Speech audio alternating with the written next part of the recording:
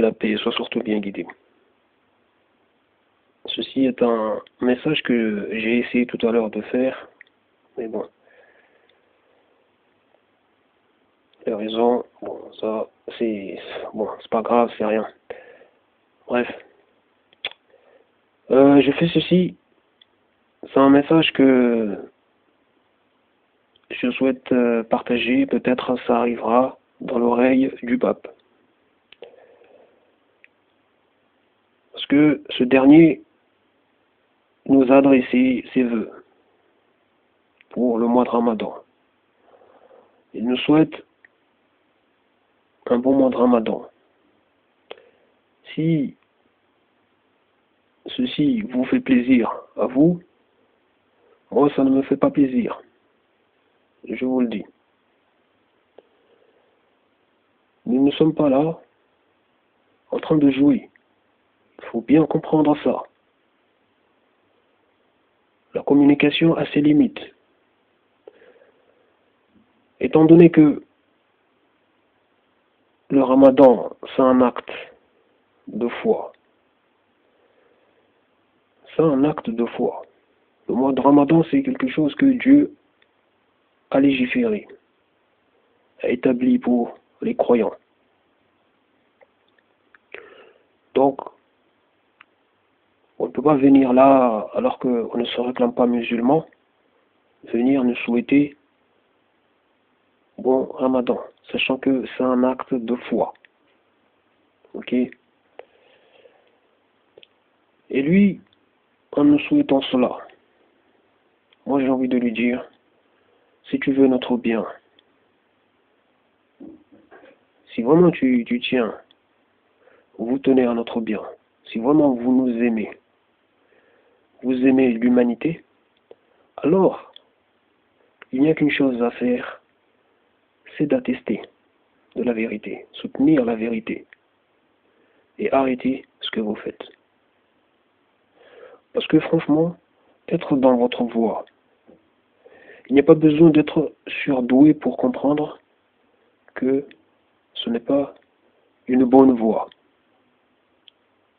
Il n'y a pas besoin d'être un surdoué. C'est clair et net. J'avais déjà rappelé une chose toute simple, que normalement toute personne qui a un minimum d'intelligence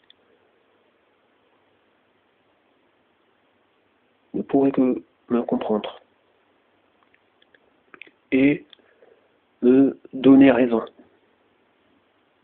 Ça fait des siècles que ça dure, cette affaire-là. Franchement, je vous le rappelle encore une nouvelle fois, que Dieu a envoyé son messager, le prophète, Jésus, fils de Marie, avec une évangile, une seule évangile. Donc, vous, en venant là, avec plusieurs évangiles qui se contredisent, parce que Dieu ne nous a pas dit qu'il a envoyé plusieurs évangiles qui se contredisent, où il y a une partie d'information qui manque dans l'une, mais qui se trouve dans les autres, ou qui manque sur les autres, mais qui se trouve, etc. Non. Il nous a dit qu'il a envoyé son messager avec l'évangile. Vous comprenez? Et il nous a prévenu que ça a été falsifié. Vous comprenez? Il n'y a pas, par exemple, plusieurs Torahs. Il n'y a qu'une Torah.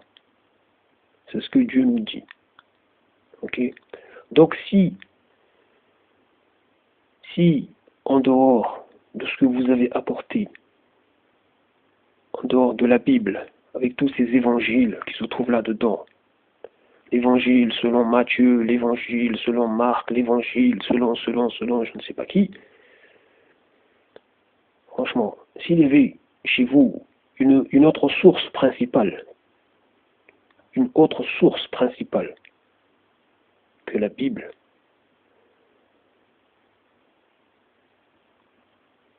on aurait dit, bon, ça peut être discutable, vous comprenez? Mais là, comme votre source principale, c'est la Bible, avec toutes ces différentes évangiles, non, là, vous avez juste la preuve que la vérité, vous ne l'avez pas, vous ne la connaissez pas. Il n'y a pas besoin d'être un surdoué pour comprendre ça. Lorsque vous avez plusieurs évangiles comme ça, et vous n'avez pas une autre source principale que cela, vous comprenez là tout de suite. En fait, pour comprendre ce que je vous dis là, regardez l'exemple des musulmans. Regardez notre exemple. Nous avons comme source principale le Coran, qui est accompagné là des hadiths. Vous comprenez? Si notre source principale était les hadiths, c'était les hadiths, genre compilés comme sont, par exemple, imaginez que notre source principale c'était le Sahih Bukhari. Là, il y aurait eu un problème. Ou pour faire simple par rapport à ce que vous avez, par exemple avec la Bible, on réunit toutes les livres de recueil de hadith qui traitent de la vie du messager d'Allah sallallahu alayhi wa sallam et celui de ses compagnons, radiallahu anhuma, si on réunissait tout ça sur un même livre, vous voyez, pour avoir l'équivalent de ce que vous avez avec la Bible.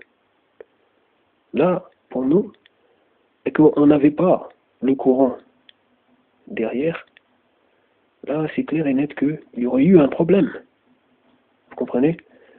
En fait, ça serait de notre droit de rejeter la voie, de ne pas considérer que nous avons la vérité.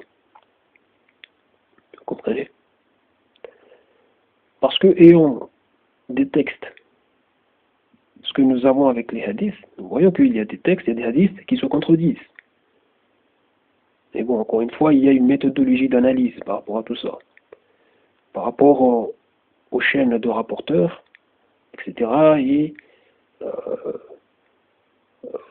différentes méthodes de regard, d'observation des hadiths, etc. Donc en fait, c'est très scientifique, cette affaire-là. C'est scientifique. Donc c'est rationalisé tout ça. Donc, mais là, nous avons comme source principale le Coran, déjà. Vous voyez? Et il n'y a qu'un Coran. C'est clair et net. Donc, le fait que vous ayez comme source principale une source qui est comme elle est, comme vous le voyez, avec tous ces différents évangiles, vous montrant donc que vous n'avez pas la vérité. La vérité, vous ne la connaissez pas, vous n'avez pas l'évangile. Vous ne l'avez pas. L'évangile qui est descendu, vous ne l'avez pas. Donc, durant tous ces siècles, vous avez été dans l'erreur. En fait, pour comprendre ce que je dis là, je veux dire, vous avez été dans l'erreur dans le sens que dès le départ, avec toutes ces différentes évangiles, la chose à faire, ça aurait été de rejeter cette voie-là, de se dire, la vérité, je ne la connais pas. Avec tout ça, je ne sais pas où est la vérité dans tout ça. Quel évangile est la vraie? Vous comprenez? Quel évangile est la vraie dans tout ça? Je ne sais pas. Peut-être parmi tous ces évangiles-là, il y en a une qui est la vraie. Mais sachant qu'il y en a plusieurs, et je n'ai pas les moyens de distinguer laquelle est la vraie, et comme je n'ai pas une autre source principale que ce que nous avons là, je suis dans l'obligation de mettre tout ça de côté. Vous comprenez? Parce que là, en fait, vous reconnaissez que vous n'avez pas la vérité. La vérité peut être parmi tout cela, mais sachant que vous n'avez pas le moyen de la distinguer, donc vous ne connaissez pas la vraie évangile, donc vous n'avez pas la vérité. Vous comprenez? Et sachant qu'on nous fait comprendre dans le Coran que ces écritures ont été falsifiées, l'évangile a été falsifié, la Torah a été falsifiée. Donc, et vous êtes invités à suivre la dernière révélation. En plus, Dieu a donné sa garantie qu'il est le protecteur de cela, du Coran. Et il nous a donné une méthodologie qui fait qu'on n'a pas à rejeter le Coran, on n'a pas à remettre en doute ce que nous avons là. Parce que c'est c'est ce qu'on a reçu de ceux qui ont reçu le commandement. Vous comprenez, c'est une règle en islam. Que lorsqu'on cherche la vérité, on doit aller vers ceux qui ont reçu le commandement pour être mieux informés. Vous comprenez? Bien sûr, ce n'est pas n'importe quelle autorité. Et là, moi, je parle de ceux qui ont succédé le prophète Mohammed,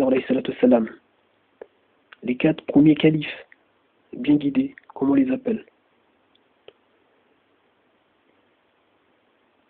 Ceux qui ont fait partie des personnes que Allah subhanahu wa ta'ala, que Dieu a agréées dans son livre. Il le dit. Il les a agréés. Parce que cela faisait partie des premiers à émigrer à Médine, la première vague de musulmans qui ont quitté la Mecque pour Médine. Ce que Allah tabaraka wa ta'ala a dit dans son livre qu'il les a agréés, et eux, ils l'ont agréé. C'est Dieu qui l'atteste. Vous comprenez? Donc, ces gens-là, c'est les 4 premiers califes, ceux qui nous ont laissé justement ce Coran jusqu'à aujourd'hui. Ils faisaient partie de cela. Donc, chez nous, tout est clair là-dessus. S'il y a des gens qui s'aveuglent, qui ont des doutes, pour moi, il n'y a pas de doute à avoir. Ok? Donc, vous, dans votre situation, normalement, vous, depuis longtemps, depuis ces siècles, vous auriez dû déjà quitter cette voie. Mais bon, Dieu le dit dans son livre. Vous savez la manière dont Dieu vous traite dans la première sourate, en vous qualifiant d'égarés et en qualifiant les Juifs des gens qui ont encouru sa colère, des gens qui ont sur eux la colère de Dieu. Parce que eux, ils savent la vérité, mais ils sont tellement orgueilleux. Vous comprenez? La hawla wa la quwwata illa billahi al-'aliyyil 'azim. Bien sûr, ceux qui s'enorgueillissent, ce sont ceux qui sont destinés pour le feu. Après, ceux qui reconnaissent la vérité, quittent le judaïsme, et embrassent l'islam. Donc, il faut quitter l'égarement, il faut reconnaître la vérité, reconnaître que vous avez eu tort durant tous ces siècles, où vous êtes aveuglé de ce que vous aviez dans les mains, alors que tout était devant vous. La preuve que vous êtes dans l'erreur en étant là-dedans, était devant vos yeux.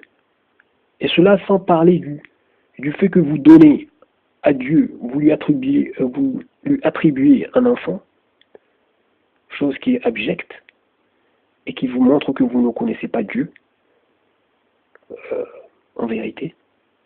Vous ne l'avez pas estimé comme il doit l'être. La hawla wa la quwwata illa billahi al-'aliyyil 'azim. Et le fait que d'autres viennent à dire que l'enfant, ce n'était que lui, et qu'il a marché sur terre, et qu'il s'est fait chair et sang. Tout cela vous donne la preuve qu'il a connu la fatigue, il a eu des besoins, etc. Il a voulu euh, faire l'expérience de l'humain comme s'il ne nous connaît pas, il ne sait pas ce qu'il a créé, quoi. La hawla wa la quwwata illa billahi al-aliyyil azim. Alors que tout ce que nous connaissons, que ce soit la joie, les rires, les pleurs, la douleur, toutes ces choses-là, lui, il les connaît.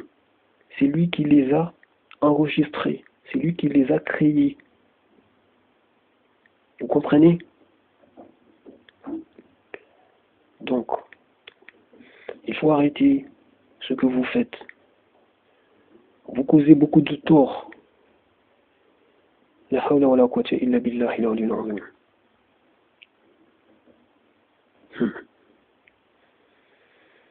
Je vais m'arrêter là. Je crois que les choses sont claires entre nous. Vous avez fait beaucoup de tort. Vous vous êtes aveuglé. Vous avez aveuglé beaucoup de gens. Reconnaissez cela. Retentez-vous. Et revenez avec nous à une parole commune. Qu'on adore Allah, tabaraka wa ta'ala, sans rien lui associer. Je vous remercie du temps que vous avez pris pour suivre ça. Et je vous dis salam.